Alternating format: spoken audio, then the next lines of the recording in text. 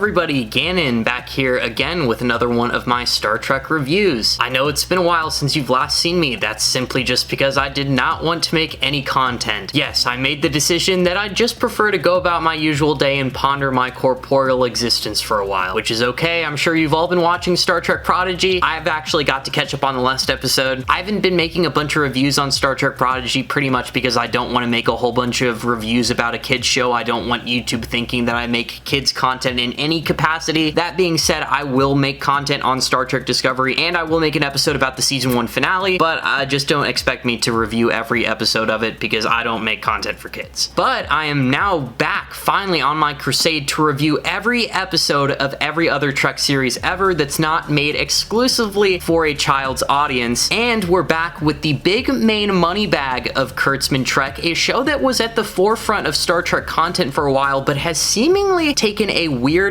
back seat, as it's painstakingly obvious that neither the fan base nor the creators of Discovery were really that excited for this premiere. There's an obvious lack of hype and promotion coming from the big boys for this new season. I really feel like we've only seen that one teaser trailer that came out a while back, and other than that, I haven't even really cared enough because they're clearly using that marketing bag of theirs to promote Prodigy instead because it is a new show. And you can just kind of tell after the slight burn fiasco that happened last season that this premiere was just not hitting the same, and there's also just a little bit of a fed up attitude from the community about the recent weird writing decisions being made in the show from time to time. Also, this show is still not premiering globally at the same time, meaning that unless you're pirating or using a VPN, you're not watching this outside of North America. Really makes Paramount Plus seem like a joke of a streaming service. It seems like every other week they're like ripping and taking the Star Trek movies from the platform. Like, it really should have just been all the Star Trek movies were on there day one. It's a little bit ridiculous. You guys are kind of like insert clown emoji for that. I also wrote this little opener for the episode, but I'm just kind of tossing it out the window because I could just tell you up front that I was slightly pleasantly surprised for the season premiere. This season premiere was not overly good, but it wasn't bad. I don't really have too many things to criticize, just a couple things to laugh at. I really thought this was good, entertaining, and it had that little bit of like Discovery ridiculousness to it, which at this point they're almost kind of owning up to and making it a little bit of a meme. The first 10 minutes of this episode starts out with things as per usual, amazing visuals, but like kinda. They looked amazing, which is something that you've always got to give Discovery credit for,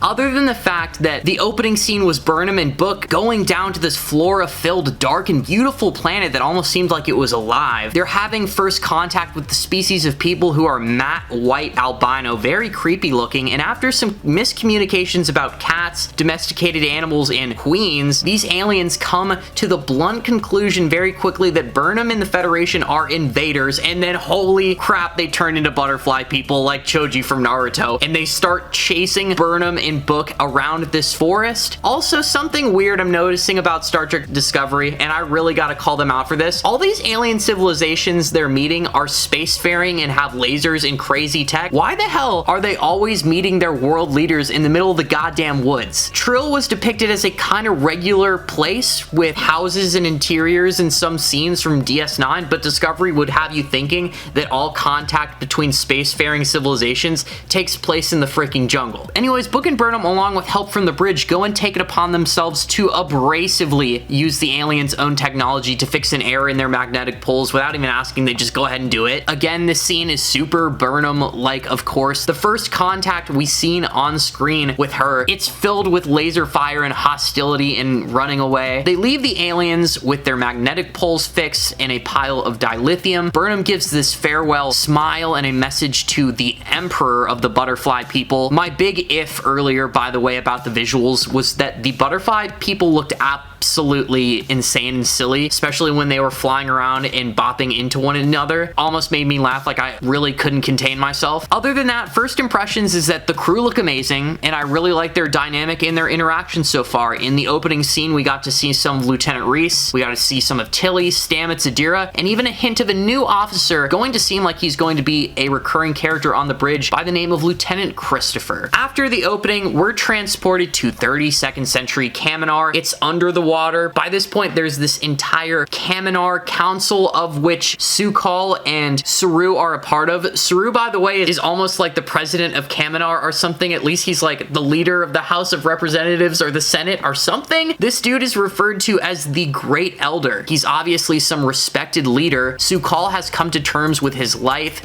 the reality of his situation, and his past, and I'm pretty sure they were kind of talking about what Kaminar should do and what kind of relationship it should have with the rest of the galaxy. Back to Burnham, Starfleet Academy is reopening in this episode after more than a century. Michael Burnham is also appointing the new president. The new president, she has a lot of beef with. For some reason, we don't really know. Burnham doesn't like politicians, admittedly, and you know, neither do I. I think all politicians are kind of slimy liars. And I think Michael Burnham really feels the same way, because they beef really hard in this episode, like the whole time. Starfleet HQ is beautiful now that the like whole cloaking shield has dropped, and it's really cool because before I was criticizing the whole 32nd century jump, like you really got to show more of the 32nd century. Last season we really got to see none of it, but really something that I would like to give this episode credit for is it is a very nice transition, whereas the last season kind of felt a little bit empty, didn't really expand on things. It was really just kind of an introduction to their place in the 32nd century, and now this is where we're picking up and building upon that. They have gone from 38 to 59 planets in the Federation. They now have dilithium. They now actually have resources. The cloaking shield is gone. Oh my gosh, Starfleet HQ. I was saying this before, but Starfleet HQ is beautiful. All the cadets look really cool. The new president of the Federation is an alien woman by the name of Lara Irelic. Going to say that as best as I can. We're just going to refer to her as the president anyways. Her name really doesn't matter that much. She gives this cool speech where she wanks Burnham and then unveils this crazy cool Archer shipyard, saying that Federation is now finally going back to their mission of exploration. This is obviously giving homage to OG Captain Archer. Everyone is wearing really cool dress uniforms to the point where I cannot keep up with them. Just know that they all look great. They all look really cool, and the costume designer for the show, Gersha Phillips, is constantly getting fat dubs in my eyes. So yeah, Captain Burnham really does not want the Federation president on her ship. The Federation president wants to go aboard this ship for this mission that the Admiral is sending Burnham on to go and help this repair station that is way out of whack. I was really intrigued as to why Captain Burnham was so defensive and threatened at first. It really seems like she has past history and beef with the president, which I would really like to be elaborated on, but later in this episode, it really seems like this is one of the first few times that they are meeting, so I really don't understand. Like, Burnham really is kind of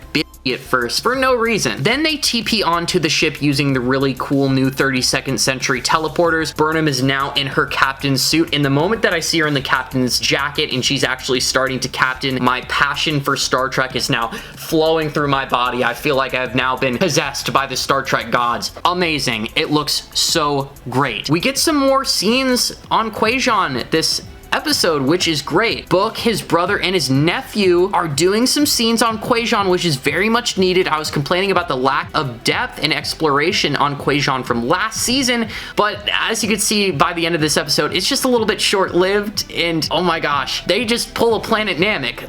Quajon does not exist anymore, guys. They do this like coming of age ritual where they put a drop of Book's blood in a vial symbolizing family, carrying it around, and then he gives it to his nephew. His nephew then goes running into the forest, and Book, sensing that something is wrong, like an earthquake happens, hops in his ship and then, you know, goes into orbit. Some very dark scenes after that. We see him flying into a bunch of dead birds, leaving the planet. It almost seems like the moon is just crumbling and being destroyed in front of him. The impact from the space rocks doesn't seem to destroy Book's ship, which I feel like the science of that, it definitely totally should. Like, I feel like Book should not have survived the impact of like the moon being destroyed in front of him if the planet of Quajon did not survive it, because spoiler alert, guys, the whole big catastrophe arc this season is that there's like just crazy gravity wells, crazy gravimetric distortions that are planetary level, and I guess they're just fucking up the galaxy now. And And the way they thought it was a good idea to introduce this was by just doing this huge, big, giant shocker that Quajon has been utterly destroyed. Everybody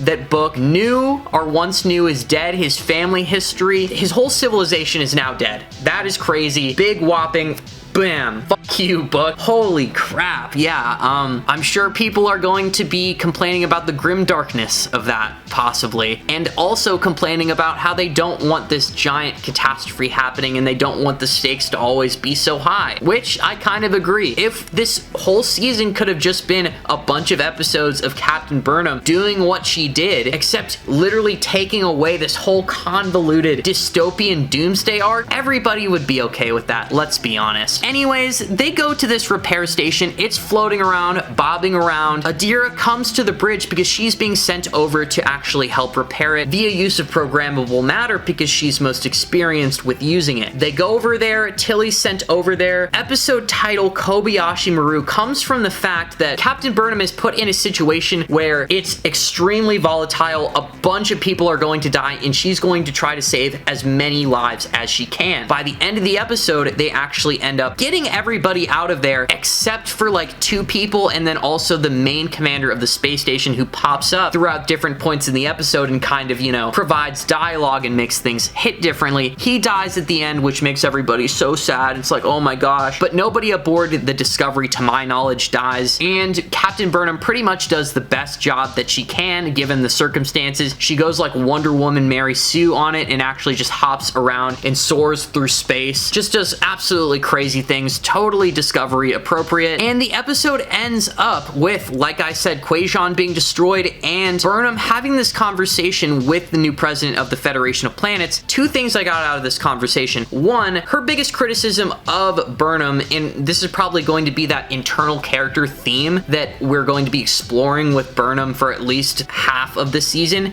is that Burnham is always the person who is putting like the whole universe on her shoulders. Like she literally wants to save everybody. This is something that has been brought up at least once every season. Everybody's criticizing her for, oh my gosh, Burnham, why do you feel the responsibility to literally save everybody and save the day? I don't get why people are telling her that. We have learned time and time again that she is Goku. That is her job, to save everybody and save the day. If she is not going to do it, none of you other lamos are going to do it. Dude, she's the MC. That is her job. So they're going around talking about how like, oh yeah, I was going to promote you to captain of Voyager and it's getting like a really cool new form of drive. We're going to, you know, be trying to ditch dilithium because we learned in an episode of the TNG that occurred, you know, hundreds of years ago that has probably been retconned by now, that dilithium is not really so good for subspace. So maybe they're bringing that back. All we know is that the spore drive is going to be put into mass production, which is something that I've been waiting for forever. And now that we see all of Starfleet HQ and now that we know the spore drive is going to mass production, I'm really excited. Those are 2 things that are going to be shaping scenery of the 32nd century and the history of Starfleet from then on forward. It's going to affect the canon of Star Trek immensely, and I just cannot wait to see how they do it because, to be honest, the way that they're executing Starfleet HQ, all these new cadets, the rebuilding of Starfleet with the new Archer shipyard, I think they're doing a pretty good job. But yeah, with all that being said, I say this is a pretty strong start. It's not like super strong. I'm not going to over-exaggerate. I'm going to give this one a good 6.5 to 7 out of 10. Like, it's like slightly above average. Not a whole lot to criticize it for. It's really just uncontent that we're getting another dystopian like giant theme for the season. Stop giving Discovery like an overlapping giant theme for the season. You guys keep on trying to like write around it and keep on trying to like form a season around some high stakes dystopian bullcrap. Stop it. We don't need it. We could just like literally see Captain Burnham do captaining and stuff like this. If you took Quajon being like destroyed in all this gravimetric bullcrap, if you just like stripped those scenes out of the episode and just inserted them with scenes of like actual Star Trek and Captain Burnham captaining, oh my god, everybody would just be like, woo, raise the roof, we like this. But yeah, not liking this like Burn Part 2 stuff. All that being said though, thank you again for watching another one of my Star Trek reviews. What did you think about the first episode of Discovery? Did you enjoy it? Are you excited for more Discovery? Are you fed up with Discovery? Tell me your current feelings about Discovery, because after seeing the series premiere, you know, I'm seeing some promise. I'm seeing some promise for this season. Discovery was like, you know, a really big passion of mine. I feel like they really dropped the ball for season 3, but I feel like they can bounce back in season 4. My hopes are dropping with every little mention of a high stakes dystopian. I'm going to edit this, put out this video, and then probably go to bed. If you are enjoying the content that you see on the channel, I'd be very flattered if you were to subscribe. At 1,000 subscribers, I'm going to be getting a neck tattoo, so if you want to see me potentially embarrass myself, be sure to hit that subscribe button. If you have anything that you want to share with me at all, please leave it down in the comments below. Everybody have a good rest of your day, live long and prosper, and I'm going to have to see you in the next one. Peace.